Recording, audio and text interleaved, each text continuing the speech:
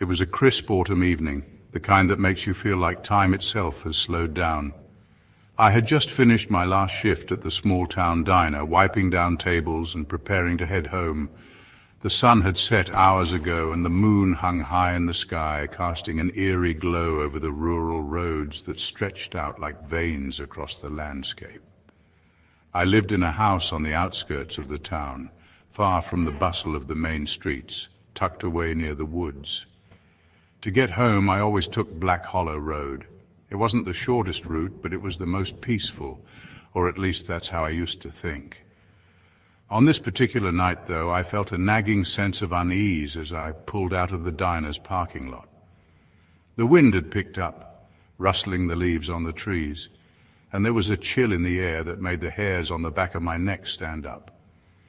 I didn't want to admit it, but something didn't feel right. Still, I brushed off the feeling. It was probably just exhaustion from a long shift, I thought. As I turned onto Black Hollow Road, the first thing I noticed was how silent everything was. The road was lined with tall trees, their branches twisting like gnarled fingers reaching into the sky. Normally there would be the occasional rustle of animals in the underbrush or the distant call of an owl, but tonight, silence.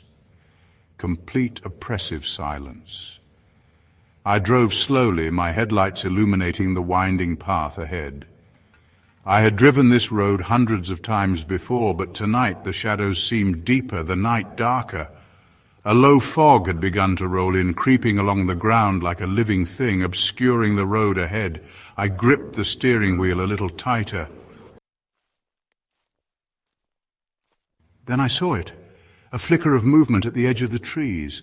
At first I thought it was a deer, but as I focused on it, I realized it was much too tall for that, and it was moving too steadily, too smoothly.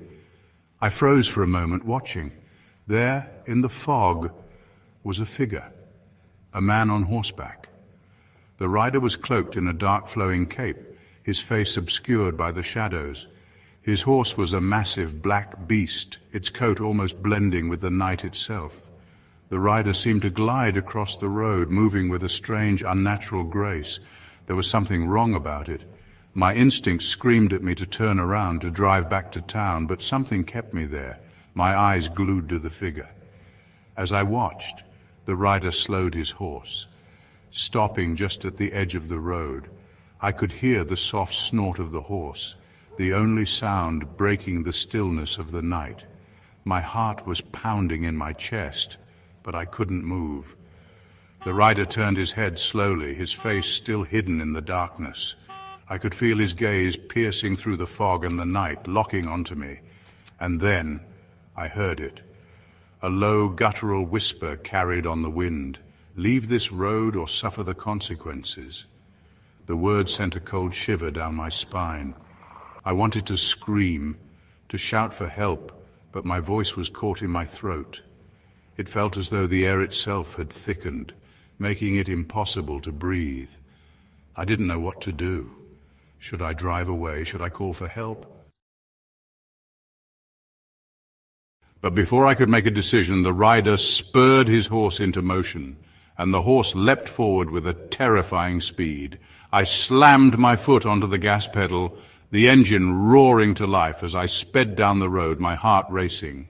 I glanced in the rearview mirror, but there was nothing there, just fog and darkness. I thought I had escaped, but as I rounded a bend in the road, I saw him again, the rider.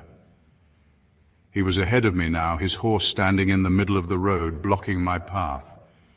His cloak fluttered like a shadow in the moonlight, and his eyes, though hidden, seemed to burn through the darkness, filled with something ancient and malevolent. My pulse was pounding in my ears. I slammed on the brakes, the car screeching to a halt just inches away from the massive horse. The rider didn't move, didn't even flinch. His presence felt suffocating, like the very air around me had thickened into a solid mass. I couldn't breathe, I couldn't think. "Why are you doing this?" I managed to croak out, my voice trembling.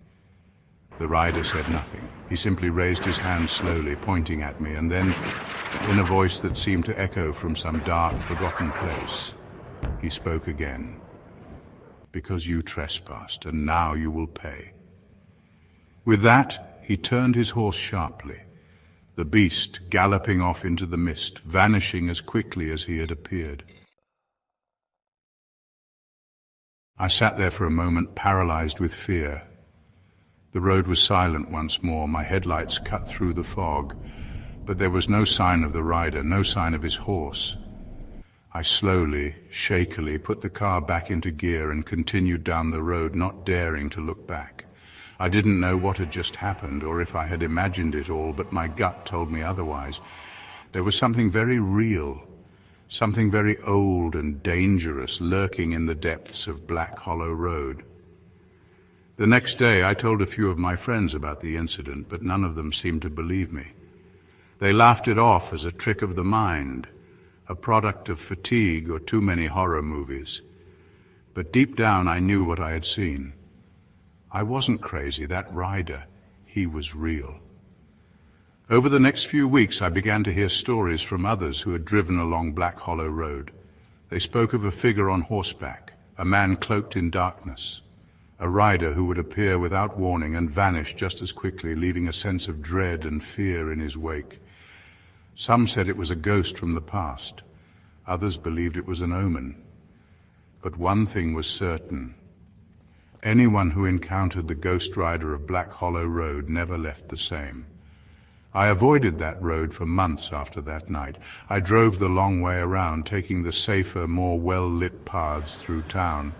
But every time I heard someone talk about the rider, I felt that cold, creeping fear all over again. One evening, many months later, I found myself in town again, heading back home. It had been a long day, and I was exhausted. Without thinking, I found myself turning onto Black Hollow Road. The fog was thick, the night eerily quiet. As I drove, memories of that night flooded back. I knew I shouldn't be on this road, but something compelled me forward. I was halfway down the winding path when I saw him again, the rider. This time I didn't freeze. I didn't panic. I knew what was coming. He was there, standing at the edge of the road, watching me with those burning eyes. The same sense of dread washed over me, but this time I was ready. I stopped the car, turned off the engine, and sat in the silence for a moment, gathering my courage.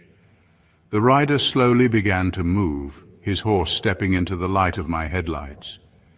He raised his hand and pointed at me again, just as he had before. "You've come back," he whispered, his voice like a cold breeze, "and now you will pay the price." But this time I didn't flinch. I didn't feel fear. Instead, I simply stared at him, unblinking, and then I spoke. "I'm not afraid of you." The rider paused, as if taken aback by my words. His gaze softened for just a fraction of a second, and in that moment, I realized something. This wasn't just a ghostly apparition. This was a force, a spirit bound to the road, and it needed to be confronted. "You don't control me," I said, louder this time, more confident. For the first time, the rider lowered his hand. The air seemed to lighten, the oppressive weight that had gripped me for so long easing off my chest. The rider didn't speak. He simply turned his horse around and vanished into the fog, leaving me alone on the road. Since that night, I haven't seen the ghost rider again, but sometimes when I'm driving along Black Hollow Road, I feel the faintest chill in the air. I know he's still out there, waiting, watching, but I no longer fear him. Because I learned that some ghosts only have power if you give it to them, and I'm no longer afraid to confront what